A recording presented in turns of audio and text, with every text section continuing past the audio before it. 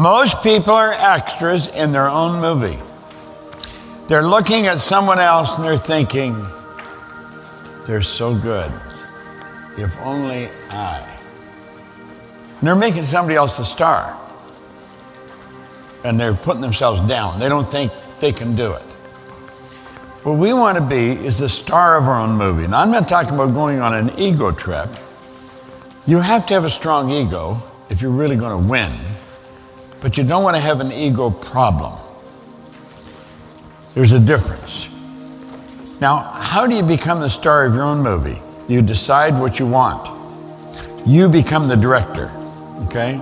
See, when you're the star, when somebody else is the star, you're not the director. Somebody else is directing your movie. You got to direct your own movie. What do you really want? Now, I got to say, like, I've been working with this stuff for a long time. That is not an easy thing to figure out. Because we have not been encouraged to do that since childhood. If we were, then it would have been a piece of cake. You could knock it off pretty easy. But what do you really want? Can you describe, in a few words as possible, exactly what you want? Now, to do this, you begin by writing, I'm so happy and grateful now that. It's always present tense. I'll tell you how accurate you want to make it. Phil phoned me, 2 weeks ago? Maybe a week ago, I don't know, it wasn't that long ago. And he told me he was going after another Oscar. And I said, and he had sent me a picture of himself holding the Oscar with a note.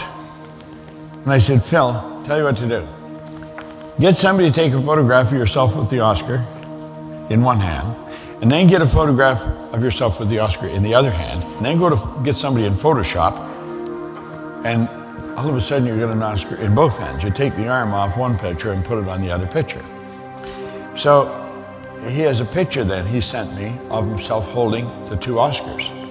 I said, if you keep looking at that, carry that around and look at it, I said, and you let that sink right into your subconscious mind, and you can do this through imaging too.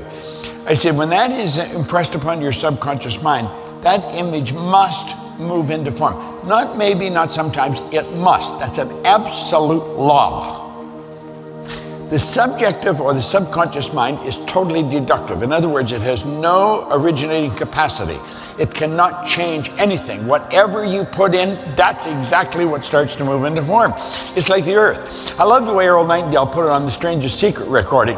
He said, you can plant nightshade, a deadly poison, and not a 16th of an inch away, you can plant corn, a sweet food. He said, one will come up with just as great an abundance as the other. Now, we'll show you that later on in a slide here that we've got. You could have Earth is energy. It's energy. And it's not all the same. It's on different frequencies. You could out a shovel full of earth out of the ground, and it could be all kinds of different frequencies. In other words, you can have a seed for corn planted in the earth, and jammed right up against the seed for corn is an energy that is not in harmony with the seed corn. But it may be in harmony with a carrot seed. And the carrot seed could be way over here. That earth would move right across and resonate with the carrot seed. Now, you wouldn't see this happening, but that's what actually happens. You see, the earth is like the air, all kinds of different frequencies. And the only thing you can attract is the things that are in harmonious vibration with you. Well, that's the only thing the seed can attract, is what's in harmony with it. So you got to decide what you want. You got to put it in detail, okay? Now, this is the goal, is the most important thing in the world. Now, we mentioned before that you have the ability to create your own economy. There's just absolutely no question about it. It doesn't matter what's going on outside, it's what's going on inside. You see, here's the point. We're not talking about a government. We're not talking about government individuals. We're not talking about Caesar's force. We're talking about a universal law. And these are not man-made laws, so they're not going to be changed by man. This is very important we get that straight. The laws are not man-made, so they're not going to be changed by man. There is an absolute law that energy will always move into form. It moves into form, through form, and back into form. That is a law. That's a perpetual transmutation of energy. It's one of the first laws of the universe. There's only half a dozen laws, and everything else is, like we talk about attraction as being a law. It's a secondary law. It's not a primary law at all. Primary law is vibration. And of course, the only thing you can attract are the things that you're in harmonious vibration with. So whatever frequency you're operating on, that's what's going to dictate what you're going to attract. Well, you can create your own economy. Now, let's say economy is not necessarily dollars and cents. We'll take economy as our lifestyle. It's just, we'll use economy as a word for our lifestyle, how we want to live. We can create the lifestyle we want. See, that was something that I started to understand at one time. Whenever I was reading about anybody, whatever they were saying, if they could do it, then I can do it. We're all the same. The only difference is the frequency that we're operating on. It's not how much money you've got, it's not who you know, it's the frequency you're operating on. You gotta get that straight. Some people say, yeah, but look at all the people you know. It doesn't matter if you know anybody. You don't have to know anybody. It just happens. When you get on the right frequency, you start attracting it. And you cannot stop it coming to you until you change the frequency. It's like turning on a radio station. Whatever's on that frequency is what's going to be broadcast through your radio.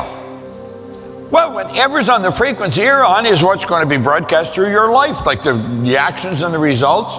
It's all an expression of that. It's all about the mind, and it's about your marvelous mind. And we got to get this straight.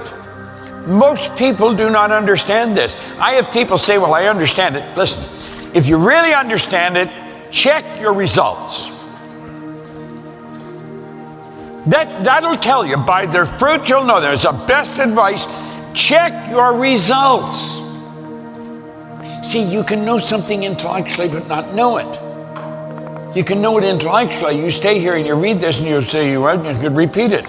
But the results aren't there. Why? You don't get it yet. You've got to get it on a subjective level. It's got to become part of your paradigm. When it's a part of your paradigm, it'll manifest in your physical world. And if it's not part of your paradigm, it's going to just stick in your consciousness. Now, what you've got to realize is that you started out as a little kid prior to school, learning, develop the intellect. You went to school, and it's all about the intellect. That's the whole deal. Develop the intellect. It's not about the intellect. Some real dumb people, intellectually, build big organizations. You can build an organization all over the world, and you may not be very bright intellectually. There's people that can neither read nor write. They're functionally illiterate, and yet they build multi-million-dollar organizations. How come? That's what's operating in their subjective mind. It's a subjective mind that's manifesting in your life. If you don't like what's in your life, get your ego, get your intellect the hell out of the road. If you don't change your subjective mind, you're not going to change anything.